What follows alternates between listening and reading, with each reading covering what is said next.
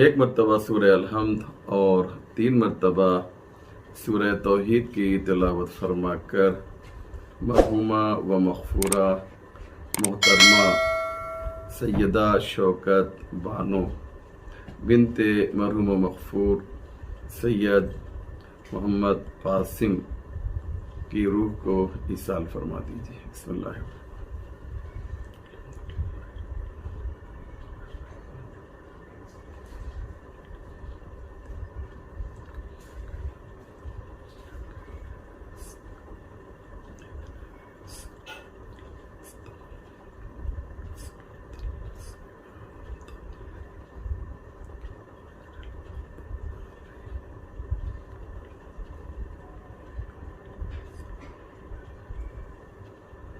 لا حول ولا قوة الا باللہ العلی العظیم۔ حسبنا اللہ ونعم الوکیل، نعم المولا ونعم النصیر۔ اعوذ باللہ من الشیطان اللعین الرجیم۔ بسم اللہ الرحمن الرحیم۔ الحمد للہ رب العالمین والصلاة والسلام والتحیۃ والاکرام علی سید الانبیاء والمرسلین مولانا ابی القاسم محمد وآلہ الطیبین الطاہرین المعصومین المظلومین ولعنۃ اللہ علی اعدائہم اجمعین من لیلتنا ہذہ الی صباح یوم الدین۔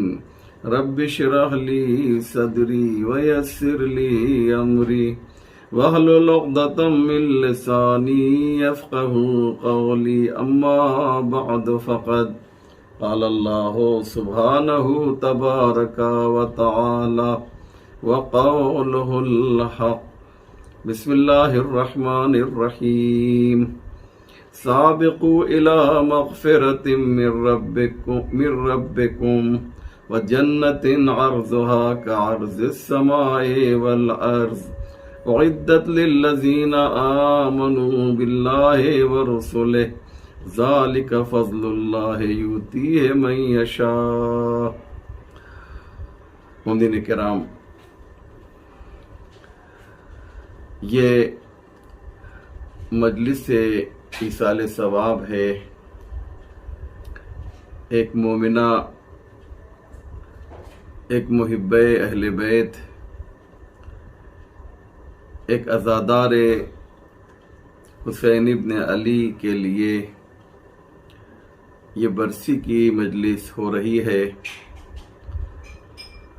اور یہ ہمارا دستور ہے کہ ہم اپنے مرحومین کو مختلف طریقوں سے ایصال ثواب کرتے ہیں، اور ان میں سے ایک طریقہ مجلس امام حسین علیہ السلام ہے۔ اگرچہ یہ مجلس برسی کی مجلس کے عنوان سے ہو رہی ہے، لیکن حقیقت میں یہ مجلس امام حسین ہے۔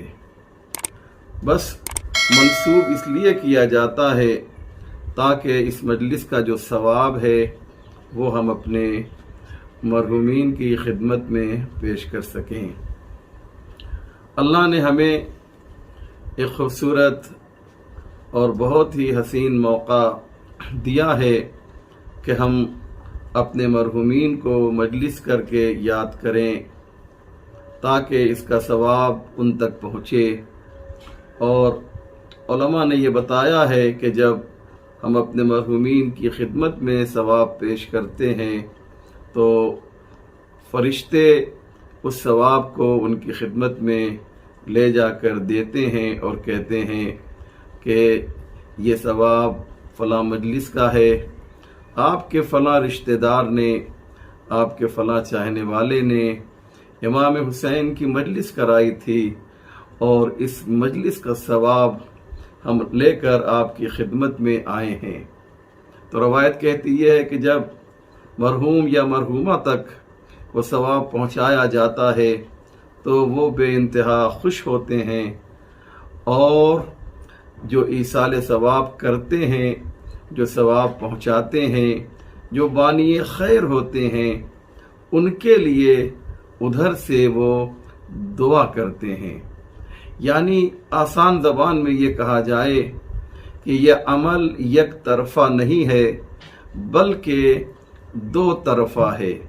اگر ہم ادھر سے ثواب ان کی خدمت میں بھیجتے ہیں تو ادھر سے دعائے سلامتی آتی ہے، اور اس دعا کا اثر یہ ہوتا ہے کہ اگر دنیا میں کوئی مصیبت، کوئی بلا، کوئی پریشانی آنے والی ہوتی ہے تو ان کی دعا جو ہے اس پریشانی، اس مصیبت اور اس بلا کے سامنے دیوار بن کر حائل ہو جاتی ہے، اور اس پریشانی سے اس بانی خیر کو، اس بانی مجلس کو پریشانی آنے سے روک دیتی ہے۔ تو ہے نا عزیزو، کتنا خوبصورت یہ انداز کہ ان کو بھی فائدہ مل رہا ہے اور ہمیں بھی مجلس کرا کے ایک فائدہ مل رہا ہے۔ اسی کا نام اسلام ہے۔ میں ہمیشہ یہ بات کہتا ہوں کہ پروردگار عالم ہمیں ثواب دینے کے لیے مختلف قسم کا بہانہ تلاش کرتا ہے، اور وہ ہمیشہ آواز دیتا ہے، میرے بندے، ہم تجھ سے اتنی محبت کرتے ہیں جتنی 70 مائیں بھی نہیں کرتی، یا بعض روایتوں میں یوں آیا ہے کہ 70 ماؤں سے زیادہ پروردگار اپنے بندوں سے محبت کرتا ہے۔ اس لیے قدم قدم پر ہمارے لیے ثواب رکھا ہے۔ ایک حدیث آپ کی خدمت میں پیش کرنا چاہتا ہوں، اسے میں نے پہلے بھی کسی مجلس میں پڑھا تھا، لیکن آئیے یہ حدیث سن لیجئے۔ حدیث بہت خوبصورت ہے، اور آپ دیکھیے کہ پروردگار عالم کس طرح سے ہمیں ثواب دینے کی کوشش کرتا ہے۔ حدیث امام محمد باقر علیہ السلام کی حدیث ہے۔ امام باقر علیہ السلام ارشاد فرماتے ہیں کہ تبسم الرجل فی وجہ اخیہ حسنہ، ایک مومن دوسرے مومن کو دیکھ کر مسکرا دیتا ہے تو اس کے نامہ اعمال میں ایک نیکی لکھ دی جاتی ہے۔ آپ نے بڑی آسانی سے لے لیا نا، میں پھر ریپیٹ کر رہا ہوں، اور ذرا تصور کریں کہ ہمارا اللہ، ہمارا پروردگار کتنا کریم ہے، کتنا رحیم ہے، کس قدر ارحم الراحمین ہے، یعنی رحم کرنے والوں میں سب سے زیادہ رحم کرنے والا ہے۔ اس کا فضل جو ہے ہر چیز کے اوپر حاوی ہے۔ یا من سبقت غضبہ، یا من سبقت رحمتہ غضبہ، اے وہ اللہ جس کی رحمت اس کے غضب سے آگے آگے چلتی ہے۔ یعنی کیا مقصد؟ آگے اس کی رحمت ہوتی ہے، غضب اس کے پیچھے ہوتا ہے۔ یعنی مقصد یہ ہے کہ پروردگار عالم کی رحمت جو ہے اس کے غضب کے اوپر حاوی ہے، غالب ہے، چھا جایا کرتی ہے۔ اس لیے آپ دیکھیں کہ پروردگار مختلف بہانوں سے جو ہے وہ ہمیں جو ہے ثواب دینے کے لیے تیار ہے۔ حدیث آپ کے ذہن میں آئی نا کہ امام باقر علیہ السلام فرماتے ہیں کہ تبسم الرجل فی وجہ اخیہ حسنہ، ایک مومن دوسرے مومن کو دیکھ کر مسکرا دیتا ہے تو اس کے نامہ اعمال میں ایک نیکی لکھ دی جاتی ہے۔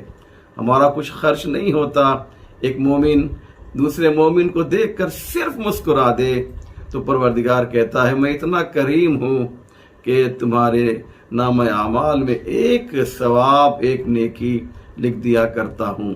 تو پروردگار چاہتا یہ ہے اس کا بندہ اس کے بارگاہ میں آئے، اپنی زنبیل کو، اپنی ٹوکری کو لے کر آئے، تاکہ اس کے اندر جو ہے پروردگار اس جھولی میں ثواب ڈال دے۔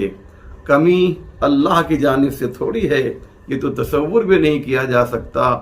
ہماری کمی ہم میں ہے کہ ہم نے اپنی جھولی کے اندر گناہوں کے ذریعے سے سوراخ کر رکھا ہے، اور اس کی وجہ سے یہ ثواب جو ہے اس زنبیل میں، اس ٹوکری میں، اس جھولی میں رک نہیں پاتا، ٹھہر نہیں پاتا، وہ نیچے گر جاتا ہے۔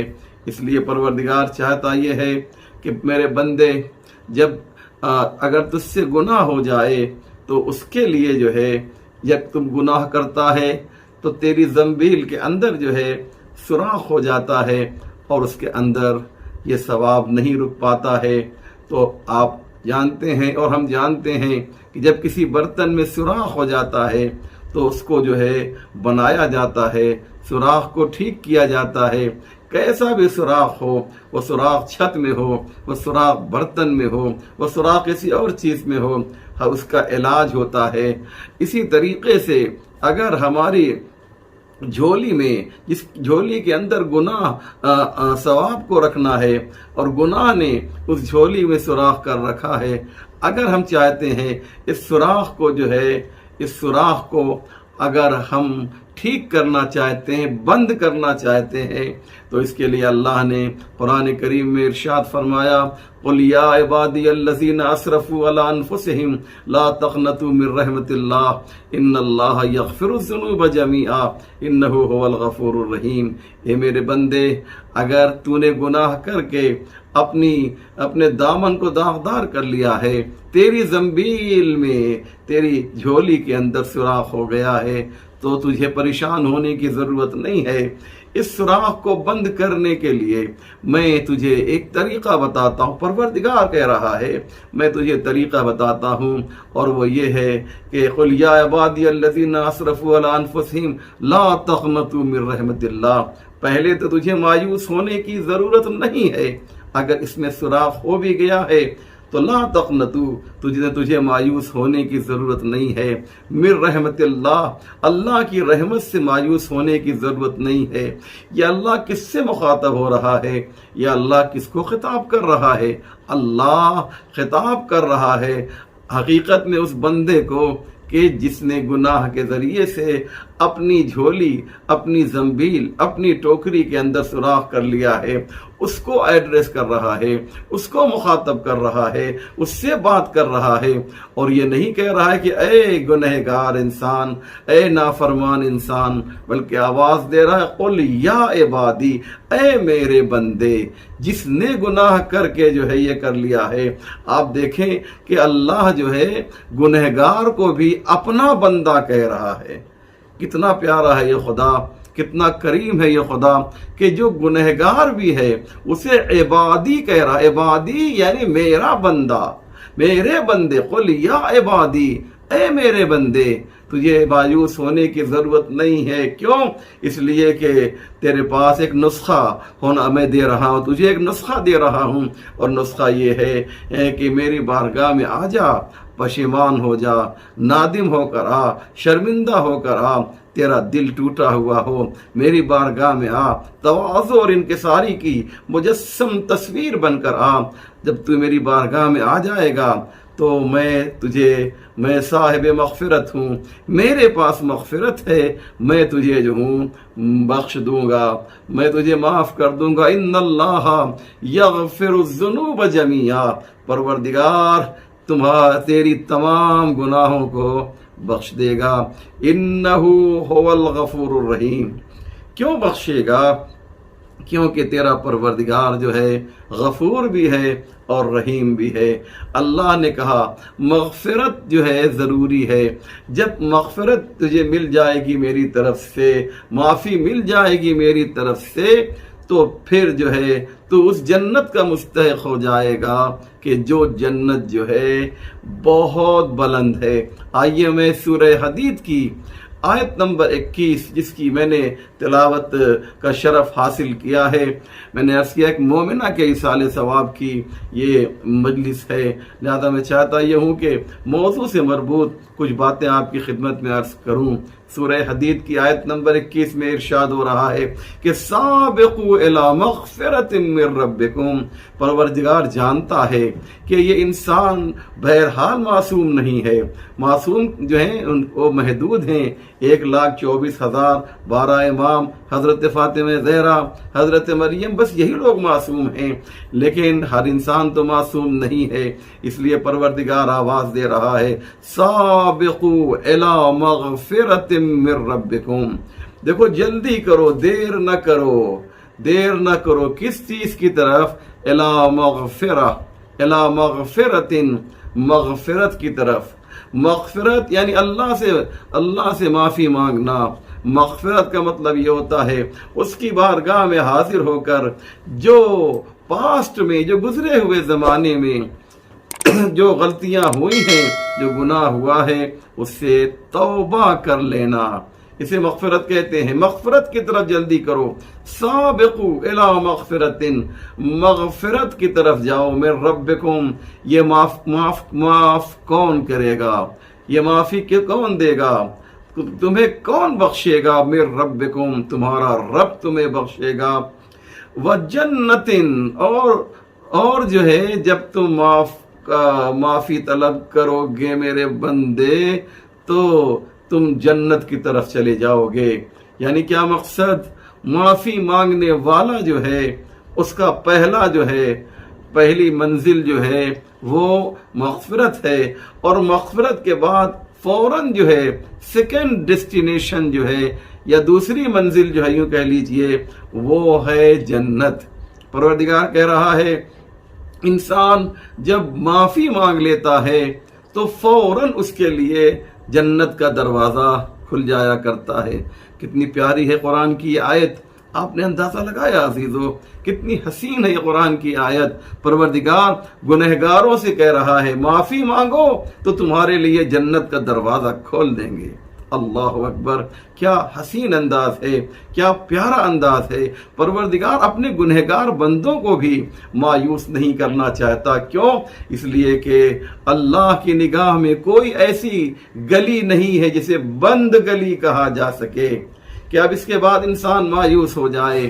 اے میرے بندے، تجھے مایوس ہونے کی ضرورت نہیں ہے۔ تو 40 سال کا ہو گیا، 50 سال کا ہو گیا، 60 سال کا ہو گیا، 70 سال کا ہو گیا اور تو نے اپنے دامن کو گناہوں سے آلودہ کر لیا ہے تو تجھے مایوس ہونے کی ضرورت نہیں ہے۔ لا تقنطوا من رحمت اللہ، اللہ کی رحمت سے مایوس ہونے کی ضرورت نہیں ہے۔ مایوسی جو ہے یہ کفر ہے، مایوسی جو ہے گناہ کبیرہ ہے۔ آیت اللہ دست غیب شیرازی نے جو ہے مایوسی کو، اللہ کی رحمت سے مایوس ہونے کو جو ہے گناہان کبیرہ میں شامل کیا ہے۔ آپ اندازہ لگائیے میں کیا کہہ رہا ہوں۔ آیت اللہ دست غیب شیرازی نے اس کو توبہ کو، مایوسی کو جو ہے وہ گناہان کبیرہ میں شامل کیا ہے۔ اللہ کی رحمت سے بندے کو مایوس نہیں ہونا چاہیے۔ سابقو، جلدی کرو، الی مغفرۃ من ربکم، تم جو ہے اللہ کی طرف جاؤ۔ کس لیے جاؤ؟ مغفرت کو حاصل کرنے کے لیے۔ تو مغفرت کدھر ہے؟ اللہ کے پاس ہے۔ معافی کون دے گا؟ اللہ دے گا۔ معاف کون کرے گا؟ اللہ معاف کرے گا۔ الی مغفرۃ من ربکم، اللہ تمہیں معاف کرے گا۔ وجنت، اور جنت بھی تمہیں اللہ دے گا۔ تو دو چیزیں اللہ کے پاس ہیں، ایک تو معاف کرنے کا اختیار، دوسرا جنت دینے کا اختیار۔ توجہ کر رہے ہیں نا؟ جنت بھی اللہ نے بنائی اور قانون مغفرت بھی اللہ نے ہمیں دیا ہے۔ ہمیں کرنا کیا ہے؟ سابقو، جلدی کرنا ہے، ہمیں چل کر جانا ہے، اس طرف جانا ہے کہ جہاں پر ہمیں مغفرت ملے گی۔ جب آپ کو اور ہمیں اور سب کو مغفرت مل جائے گی تو جنت کا دروازہ خود بخود کھل جائے گا۔ اب آئیے جنت کی اللہ نے تعریف کی، کہا ارضھا وجنت ارضھا کارض السماء والارض۔ وہ جنت جو تمہیں دی جائے گی، اس جنت کی خاصیت یہ ہے کہ اس کی جو چوڑائی ہے وہ آسمان اور زمین کے درمیان جتنی چوڑائی ہے اتنی جو ہے آسمان اور زمین کے درمیان کی جو چوڑائی ہے وہ، یا جو فاصلہ ہے وہ جنت کی چوڑائی ہے۔ ارضھا کارض السماء والارض، جنت کی لمبائی کتنی ہے اللہ نے نہیں بتایا، کہا جو چوڑائی ہے وہ آسمان اور زمین کے درمیان کا جو گیپ ہے، آسمان و زمین کے درمیان کا جو فاصلہ ہے یہ جنت کی چوڑائی ہے۔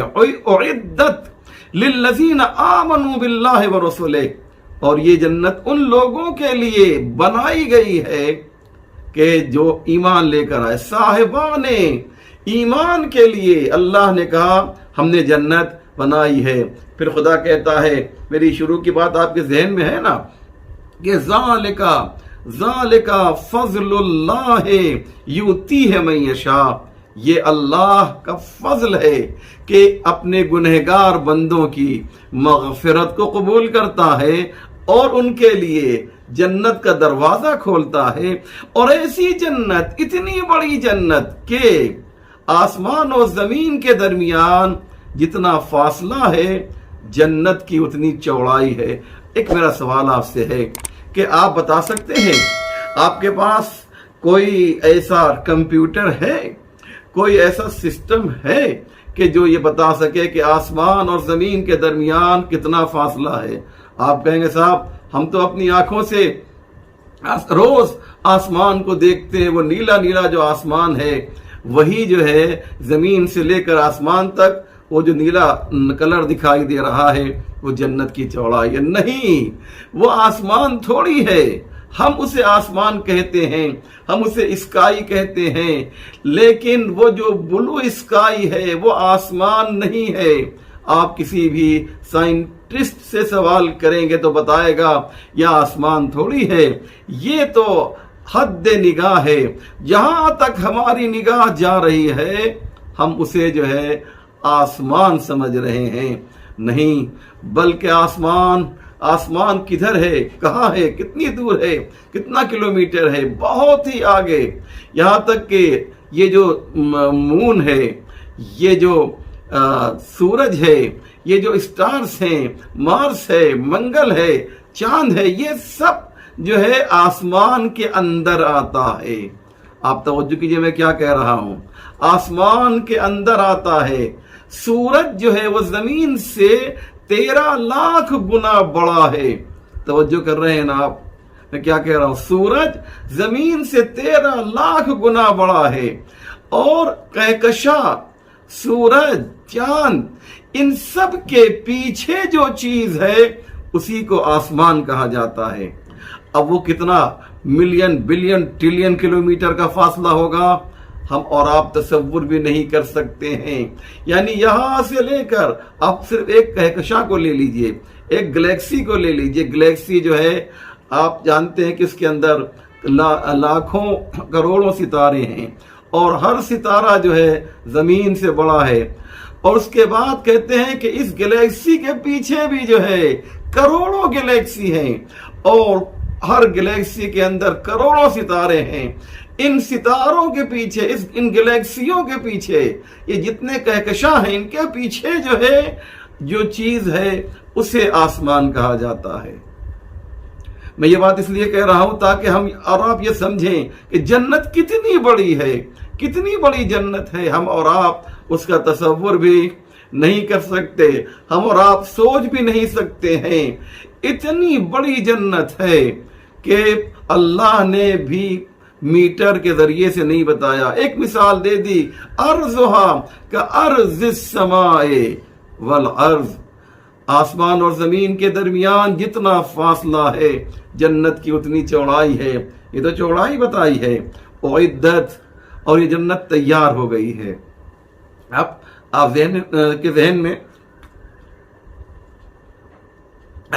میں یہ بات ہے، آپ سنتے رہتے ہیں جنت جہنم، جنت جہنم، جنت جہنم، مسلسل جب سے آنکھیں کھولی ہیں۔ سوال یہ ہے کہ جنت پیدا ہوگی یا جنت پیدا ہو چکی ہے؟ ہمارا جو نظریہ ہے، محبان اہل بیت کا جو نظریہ ہے، عاشقان محمد و آل محمد کا جو نظریہ ہے، وہ یہ ہے کہ جنت جو ہے وہ پیدا ہو چکی ہے، جنت سج چکی ہے، آسان زبان میں کہا جائے، جنت تیار ہو چکی ہے، جنت سجی ہوئی ہے۔ اور فقط جنت ہی نہیں عزیزو، جہنم بھی تیار ہے، جہنم بھی اس وقت جو ہے اس کے شعلے بھڑک رہے ہیں۔ آپ کہیں گے آپ یہ کہاں سے لے کر آئے؟ دیکھیے، یہ جو میں نے آیت پڑھی آپ کی خدمت میں سورہ حدید کی، آیت کیا کہہ رہی ہے کہ سابقوا الی مغفرۃ من ربکم وجنۃ عرضھا کعرض السماء والارض اعدت للذین آمنوا، یہ جنت جو ہے تیار کی جا چکی ہے۔ سورہ حدید آیت نمبر 21 میں اعلان ہو رہا ہے، تیار کر دی گئی ہے، سجی ہوئی ہے جنت للذین آمنوا، صاحبان ایمان کے لیے۔ تو یہ میرے پروردگار جنت تو نے پیدا کر دیا ہے، جنت جو ہے سجی ہوئی ہے۔ اس لیے بہت سی حدیثیں آپ کو ملیں گی کہ جنت جو ہے فلاں فلاں کا جو ہے انتظار کر رہی ہے، جنت منتظر ہے فلاں فلاں شخصیتوں کی۔ میں ان حدیث میں نہیں جانا چاہتا ہوں، لیکن اب آئیے جہنم کے بارے میں کہ جس طریقے سے جنت تیار ہو چکی ہے ایسے ہی جہنم بھی تیار ہو چکی ہے۔ میں قرآن کی آیت پڑھتا ہوں آپ کی خدمت میں، ارشاد ہوتا ہے فاتقوا النار التي وقودها الناس والحجارہ اعدت للکافرین، اعدت للکافرین، اس آگ سے بچو، جہنم کی اس آگ سے بچو کہ التی وقودها الناس والحجارہ، جس کا ایندھن جو ہے انسان اور پتھر بنیں گے۔ اعدت للکافرین، یہ جہنم جو ہے یہ کافرین کے لیے، کافروں کے لیے جو ہے یہ بن چکی ہے، تیار ہو چکی ہے۔ تو جنت کے شعلے بھی بھڑک رہے ہیں، جہنم معاف کیجیے گا، جہنم کے شعلے بھی بھڑک رہے ہیں، اور جنت کی نعمتیں بھی موجود ہیں۔ کوثر بھی اپنا کام کر رہا ہے، تسنیم بھی اپنا کام کر رہی ہے، یہ ساری نہریں آمادہ ہیں، درخت جو ہے جنت کے تیار ہو چکے ہیں، اس پر پھل آمادہ لگ چکے ہیں، ساری نعمتیں جو ہیں جنت کی جو ہے آمادہ ہیں۔ اور اسی طریقے سے میں آپ کی خدمت میں ایک بات اور عرض کر دوں کہ پیغمبر اسلام جو ہے، جب پیغمبر اسلام معراج پر گئے تو انہوں نے بہت سی چیزیں دیکھیں، یہ متفق ہے ہمارے یہاں، تقریباً اکثر علماء نے اس واقعے کو لکھا ہے کہ پیغمبر اسلام جب معراج پر گئے تو انہوں نے جنت کو بھی دیکھا، انہوں نے جہنم کو بھی دیکھا، پیغمبر کو جنت کا بھی دیدار کرایا گیا اور جہنم بھی پیغمبر نے دیکھا، اور اپنی آنکھوں سے جہنم کے شعلوں کو بھڑکتے ہوئے پیغمبر اسلام نے دیکھا۔ اور ایک نبی ہیں، آپ کی خدمت میں عرض کروں، ایک نبی ہیں کہ جن کا نام حضرت ادریس ہے۔ میں چاہتا یہ ہوں کہ جناب ادریس کا یہ واقعہ آپ کی خدمت میں پیش کروں۔ علامہ مجلسی رحمۃ اللہ علیہ نے اپنی کتاب میں اس واقعے کو لکھا ہے۔ توجہ کی، جناب ادریس کون ہے؟ جناب ادریس ایک بہت عظیم پیغمبر ہیں، بہت بڑے نبی ہیں۔ جناب ادریس کو ادریس اس لیے کہتے تھے کہ یہ درس دیا کرتے تھے، اور ان کا جو پیشہ تھا وہ خیاطی کا پیشہ تھا۔ خیاطی یعنی یہ ٹیلر تھے، یہ درزی تھے۔ جناب ادریس اللہ سے بے انتہا محبت کرتے تھے اور بہت ہی عبادت کرتے تھے، اور ایسی زبردست عبادت جناب ادریس کرتے تھے کہ فرشتے بھی آپ کی عبادت کو دیکھ کر رشک کیا کرتے تھے۔ ایک دن علامہ مجلسی لکھتے ہیں اپنی کتاب حیات القلوب میں، ایک دن ملک الموت نے اللہ سے کہا، اے میرے پروردگار، یہ تیرا کتنا اچھا بندہ ہے، ہم اس سے دوستی کرنا چاہتے ہیں، کیا تو اجازت دیتا ہے کہ میں جا کر اس کا دوست بن جاؤں؟ کہا ہاں بالکل۔ اور ملک الموت حضرت اسرائیل جو ہیں جناب ادریس کے پاس انسانی شکل میں آتے ہیں اور دوستی کرتے ہیں، لیکن کوئی چیز جو ہے جلدی چھپتی تو ہے نہیں۔ جناب ادریس نبی خدا ہیں، پیغمبر خدا ہیں، معصوم ہیں، صاحب علم لدنی ہیں۔ ظاہر سی بات ہے، انہوں نے پوچھا تم کون ہو؟ جناب اسرائیل نے ساری باتیں بتا دی، اور کیا بتایا؟ جناب اسرائیل نے بتایا کہ میں جو ہوں فلاں ہوں۔ اب انصاف سے بتائیے کہ ہم اور آپ ہوتے اور ایسی صورت میں جو ہے معلوم ہو جائے کہ ہمارے سامنے ملک الموت ہیں تو ہماری کیفیت کیا ہوگی؟ لیکن وہ نبی خدا تھے، بہت خوش ہوئے، انہوں نے کہا چلو ہم تم سے دوستی کرتے ہیں۔ دونوں دوست ہو گئے، اس کے بعد یہ سلسلہ دوستی کا جاری رہا۔ ایک دن جناب ادریس نے کہا، ملک الموت میں یہ چاہتا ہوں کہ تم مجھے آج بتاؤ کہ کس طریقے سے تم روح قبض کرتے ہو اور روح قبض کرنے میں تکلیف کیا ہوتی ہے۔ جناب ملک الموت نے کہا کہ اے حضرت ادریس، میں اللہ سے پرمیشن لیے بغیر کوئی کام نہیں کرتا، جب تک کہ اس کی اجازت نہیں ہو جاتی میں کسی کی روح قبض نہیں کر سکتا ہوں۔ اللہ سے پرمیشن لی جناب ملک الموت نے اور حضرت ادریس کی روح کو نکالا اور اس کے بعد پھر دوبارہ جو ہے روح کو جسم میں داخل کر دیا۔ توجہ کیجئے، جو بات میں کہنا چاہتا ہوں بہت امپورٹنٹ ہے۔ جناب ادریس کے بدن میں دوبارہ روح جو ہے داخل ہو گئی اور اس کے بعد جو ہے جانتے ہیں کیا ہوا؟ جناب ادریس نے کہا چلو اچھا، میں نے دیکھ لیا کہ موت کی تکلیف کیا ہوتی ہے، جب روح نکلتی ہے تو کیا احساس ہوتا ہے۔ اچھا اب ایک کام مجھے اور کر دو، میں چاہتا یہ ہوں کہ جنت اپنی آنکھوں سے دیکھ لوں، جہنم اپنی آنکھوں سے دیکھ لوں، یہ دونوں چیزیں میں دیکھنا چاہتا ہوں۔ کہا ٹھیک ہے، اللہ سے پرمیشن لینا ضروری ہے۔ پرمیشن لیا، اجازت لی اور لینے کے بعد جناب ادریس حضرت اسرائیل کو لے کر پہنچے۔ کہاں پہنچے؟ جنت کے دروازے پر بعد میں پہنچے، پہلے جہنم کے دروازے پر پہنچے اور آواز دی کہ مالک کون ہے؟ آپ جانتے ہیں نا، جو جہنم کے فرشتوں کا جو ہیڈ ہے، جو کہہ لیجئے کہ جہنم کا پولیس کمشنر ہے، اس کا نام ہے مالک۔ جناب اسرائیل نے آواز دی، مالک دروازہ کھولو، دیکھو ادریس پیغمبر آئے ہیں اور ہم نے اللہ سے اجازت لے لی ہے، ہم نے اللہ سے پرمیشن لے لیا ہے، دروازہ کھولو۔ ملک الموت کی آواز سنی، مالک نے دروازہ کھولا اور کہا کہ یہ دیکھو یہ حضرت ادریس ہیں، یہ جہنم کو دیکھنا چاہتے ہیں۔ جناب ادریس نے اپنی آنکھوں سے جہنم کو دیکھا۔ جہنم کو دیکھا کا مطلب کیا ہوتا ہے؟ یعنی جہنم پیدا ہو چکی ہے تبھی تو دیکھا نا، یعنی ریئل فزیکلی طریقے سے جنت جو ہے اس کے وجود خارجی کے ساتھ آمادہ ہو چکی تھی۔ جناب ادریس نے کہا چلو میں نے جہنم جو ہے دیکھ لیا، اب مجھے جنت میں لے چلو، اللہ سے پرمیشن تم لے چکے ہو۔ اچھا اب مزے کی بات یہ ہے کہ جب جہنم کے دروازے پر آئے تو دور سے دیکھا، لیکن جب جنت کے دروازے کے پاس آئے تو آواز دی جناب اسرائیل نے، رضوان کون ہے؟ آپ جانتے ہیں نا، رضوان کہتے ہیں اس کو جو جنت کے فرشتوں کا ایک طرح سے ہیڈ ہے۔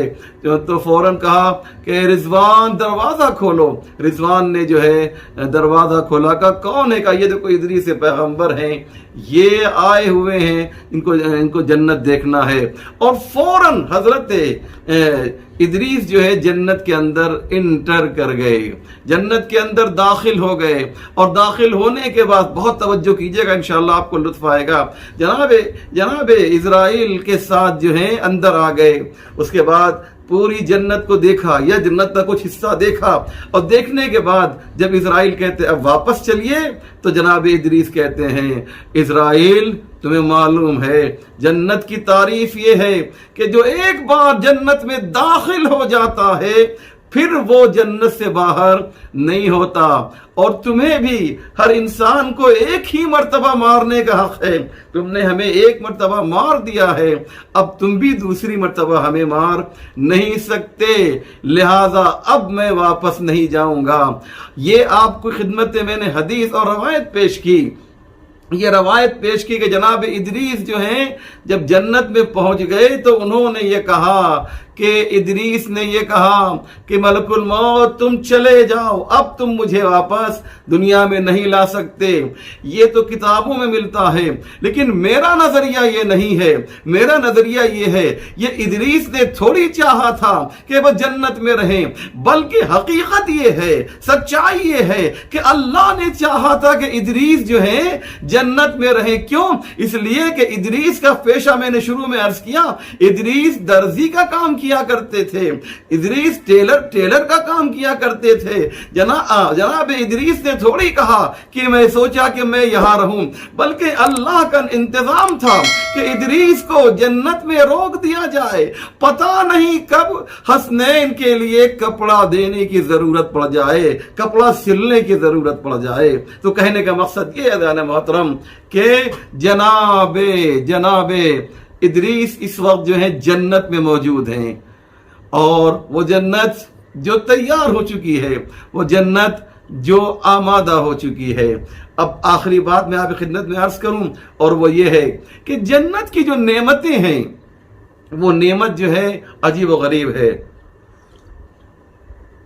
جنت کی نعمتیں جو ہیں وہ کبھی خراب نہیں ہوں گی، اور اس کے جو فروٹس ہیں وہ ہمیشہ رہیں گے۔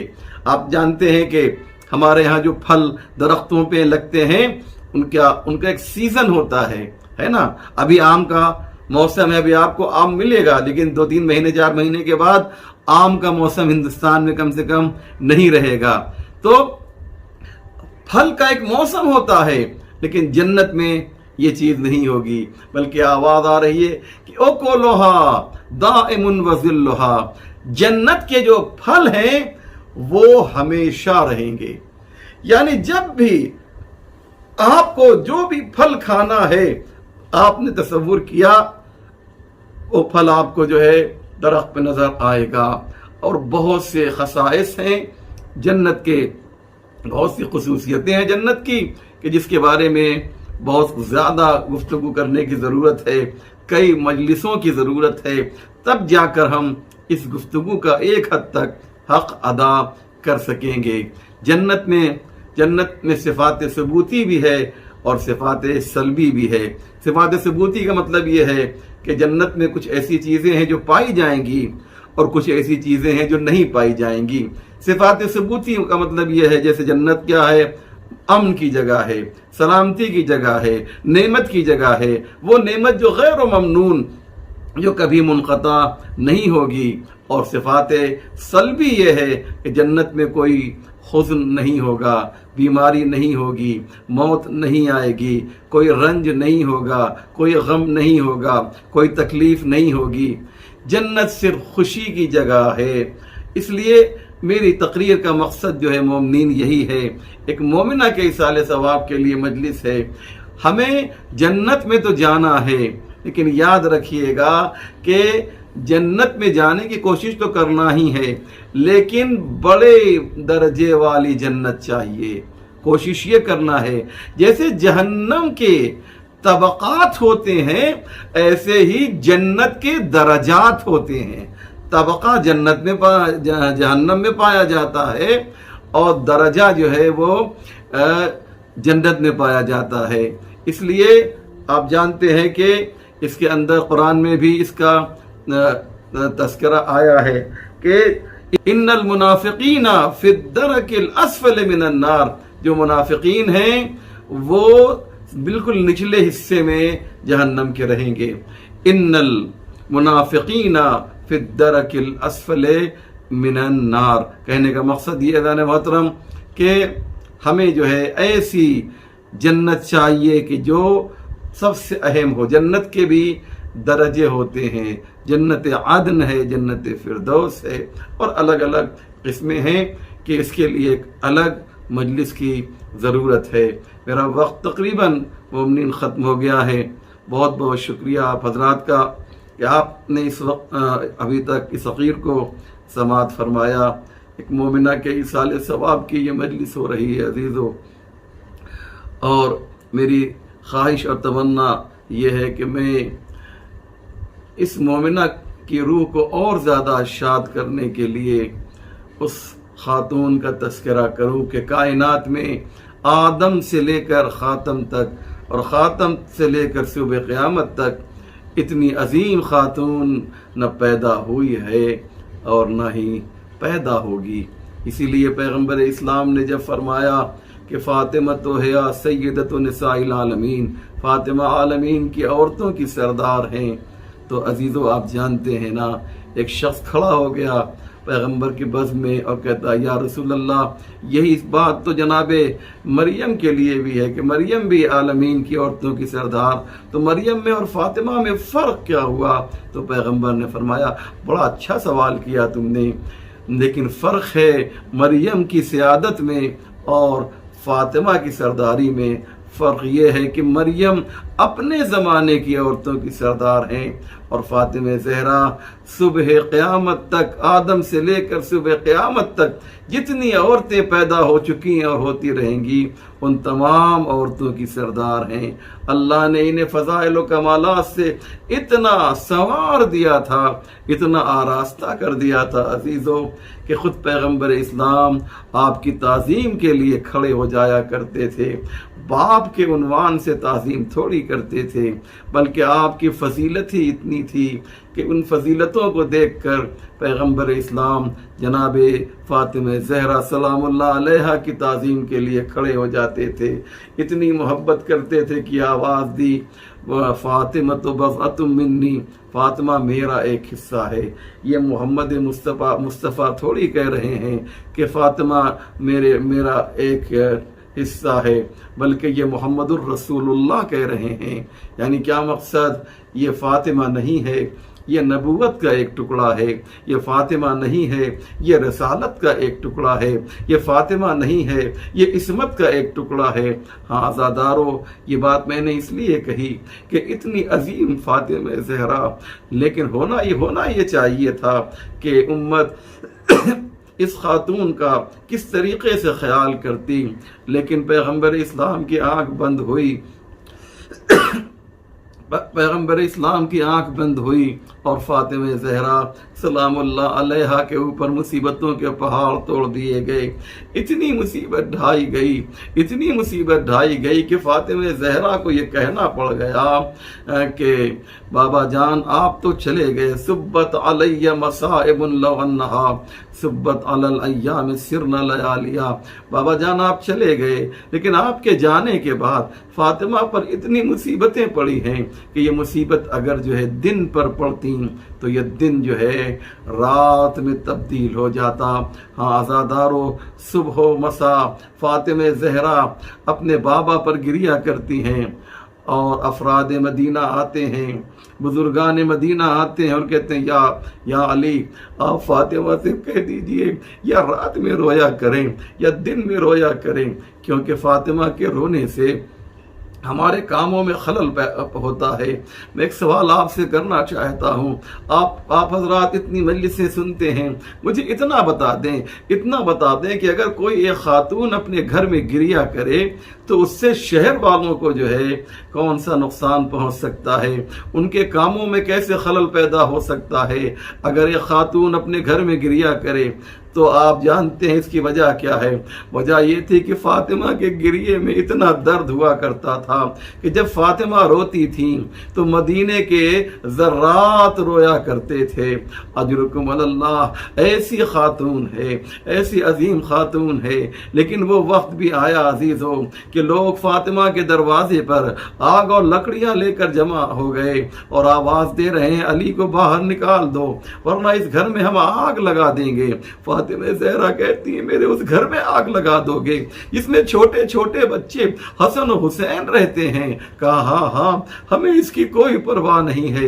جناب فاطمہ زہرا نے سوچا ہوگا کہ ان کے پاس تھوڑی بہت تو انسانیت ہے، شاید بچوں کا نام آئے تو ان کا دل پسیج جائے، ان کا دل نرم ہو جائے، لیکن یہ تو قسی القلب تھے، یہ تو پتھر دل تھے۔ جواب کیا دیا؟ ہاں ہمیں کوئی پرواہ نہیں ہے، ہم اس گھر میں آگ لگا دیں گے۔ اور عزادارو، تھوڑی ہی دیر میں دروازے میں آگ لگائی گئی۔ فاطمہ زہرا دروازے کے پیچھے کھڑی ہوئی تھی، ایک ظالم نے دروازے کو اس طریقے سے ڈھکیلا کہ جلتا ہوا دروازہ ارے فاطمہ زہرا کے جسم اقدس پہ گر پڑا۔